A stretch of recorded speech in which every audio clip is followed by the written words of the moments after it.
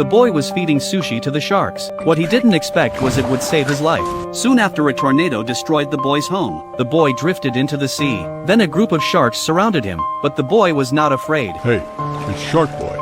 Don't take a bite out of him, boys. He's a friend. Then the boy rode the shark to their lair. Since then the boy started a new life with the sharks. The shark taught the boy to hold his breath, and taught him how to swim. Soon the boy's body underwent changes. Gills grew on his abdomen. His teeth became sharp. Even a shark fin grew on his back, so he became Sharkboy. One day Mark caught a big fish by the sea. Unexpectedly the Sharkboy appeared. He secretly took him home, and turned the bathtub into a large pool for him. The two became good friends, but one day a hot light descended upon the room. A red-haired girl appeared. She needed Sharkboy's help.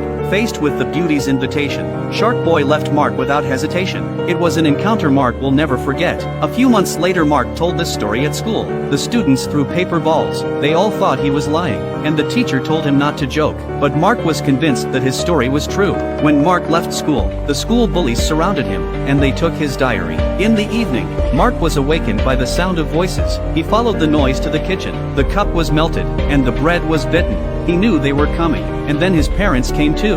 Mark explained Sharkboy to them. They thought he was dreaming. Mark had no choice but to leave. Back in bed, he began to doubt himself. Was this really a dream?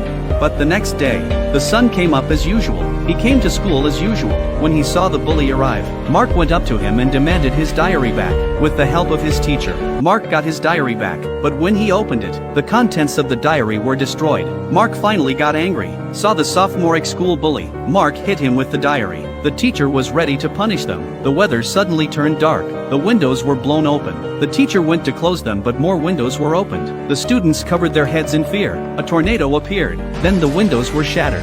Sharkboy and red-haired girl arrived in the classroom. The teacher poked her head out. The girl's neck rotated 360 degrees. She said she was looking for someone. The students are all pointing in one direction. Then the girl walked forward at random, and she raised the desk. Mark was cowering on the floor. Turns out they wanted to invite Mark to their planet this time.